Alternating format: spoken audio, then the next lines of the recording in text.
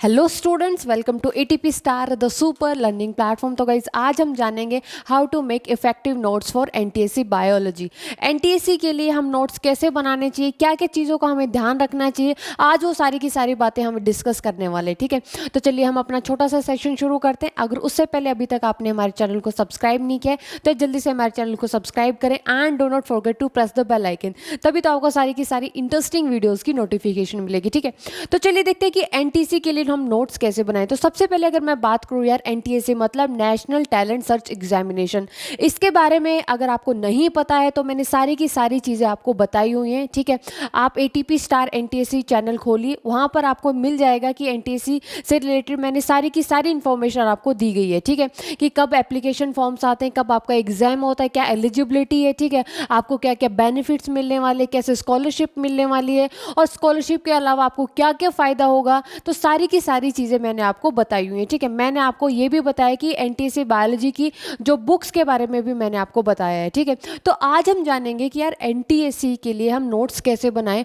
और क्यों ज़रूरी है। ठीक है, तो चलिए हम अपना छोटा सा सेशन शुरू करते हैं कि यार एनटीएससी के लिए नोट्स कैसे बनाएं। तो सबसे पहले जो बात आती है तो यार क्यों। ठीक है, हमें ज़रूरत ही क्या है नोट्स बनाने की, हम डायरेक्ट ऐसे पढ़ नहीं सकते क्योंकि आपको बहुत ज़्यादा आलस आता है यार लिखने में, कौन लिखेगा, हम डायरेक्ट ऐसे ही पढ़ते। तो सबसे पहले अगर मैं आपको एक बात बताऊं कि यार देखो, एनटीएससी का जो दो स्टेज होते हैं, स्टेज 1 और स्टेज 2। जो स्टेज 1 होती है आप 10th में हो गए। ठीक है, जो स्टेज 1 होते हैं वो नवंबर दिसंबर में होती है। ठीक है, जो स्टेज 1 होती है वो कब होती है, नवंबर दिसंबर के अंदर।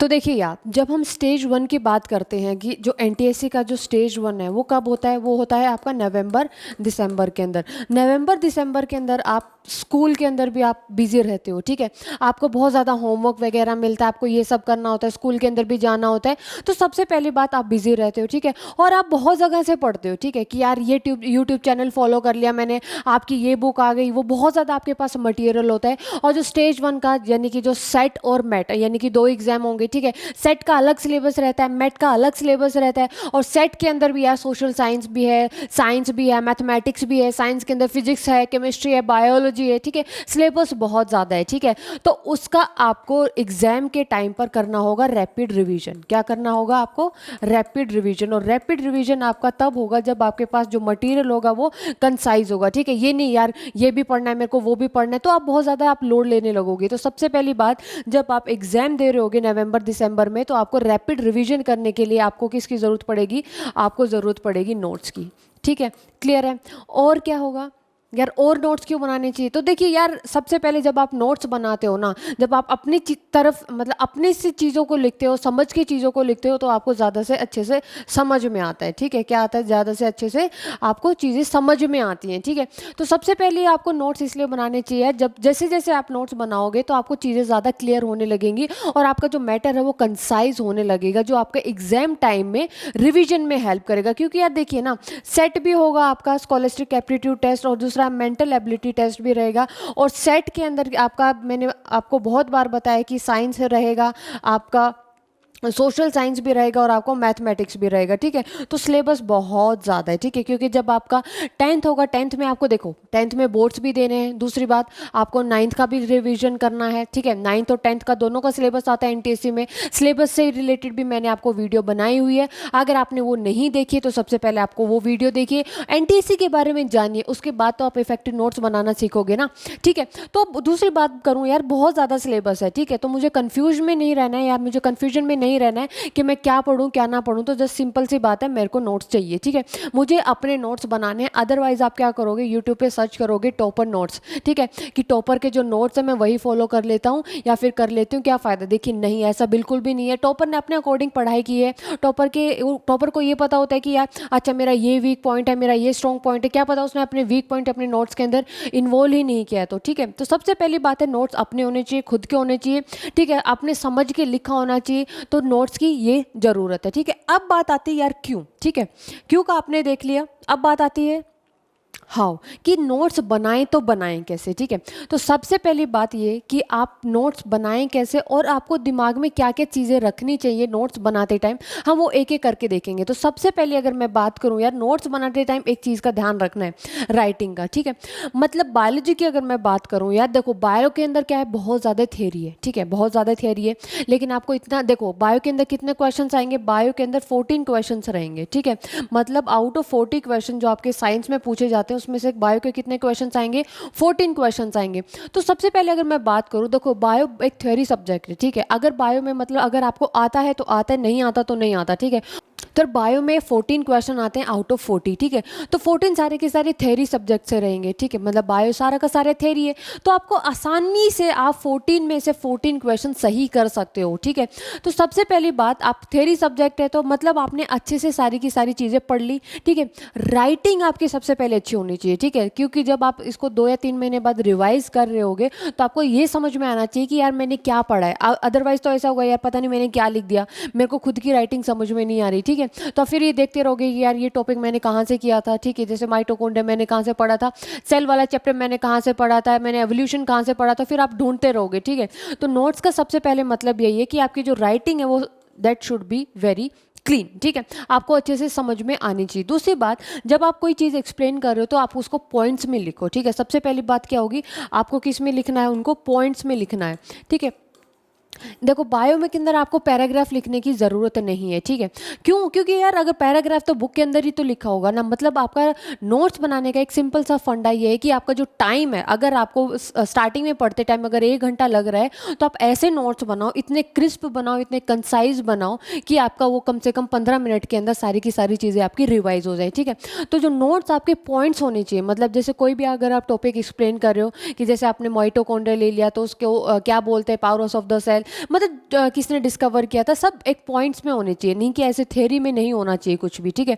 पॉइंट्स टू पॉइंट चीज़ें होनी चाहिए, आपको रिवीजन करने में बहुत ज़्यादा हेल्प करेगी, ठीक है। तो आपकी दूसरी बात क्या होनी चाहिए, पॉइंट्स में चीज़ें होनी चाहिए, और जो नोट्स होते हैं क्रिस्प एंड कंसाइज होने चाहिए। कि क्या होने चाहिए, क्रिस्प एंड कंसाइज, यानी कि अगर आपका चैप्टर अगर एनसीईआरटी के अंदर अगर 10 पेजेस के अंदर ख़त्म हो रहा है तो ये मान के चलिए कि आपका सारा का सारा जो मटेरियल है, आप कहीं से भी पढ़ रहे हो, अगर जहाँ से भी आप पढ़ रहे हो, अगर आपको समझ में अच्छे से आ रहा है तो कम से कम 2 पेजेस के अंदर सारी की सारी चीज़ें उसके अंदर इन्वॉल्व होनी चाहिए, ठीक है।